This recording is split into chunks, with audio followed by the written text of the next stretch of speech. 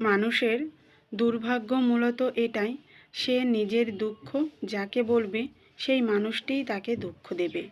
যাকে বলবে তার খুব কষ্ট হচ্ছে, সেই মানুষটাই কষ্ট দিয়ে দিব্যি ভালো থাকে। মানুষ দুঃখ চেপে রাখতেই বেশি স্বাচ্ছন্দ্য বোধ করে।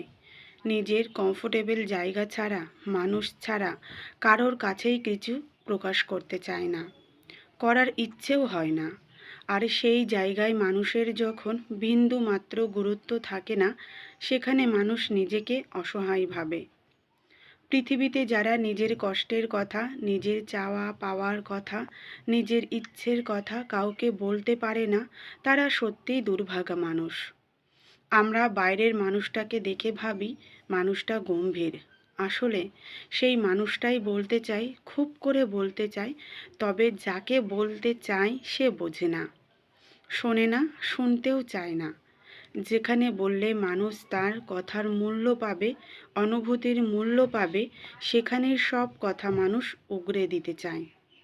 যাদের একটি মনোযোগী শোনার মানুষ আছে, তাদের কোনো দুঃখ নেই।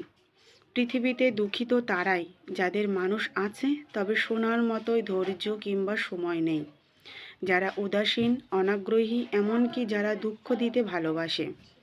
মানুষের দুর্ভাগ্য এটাই, নিজের কষ্ট যাকে বলবে সেই কষ্টের কারণ হয়ে দাঁড়ায়।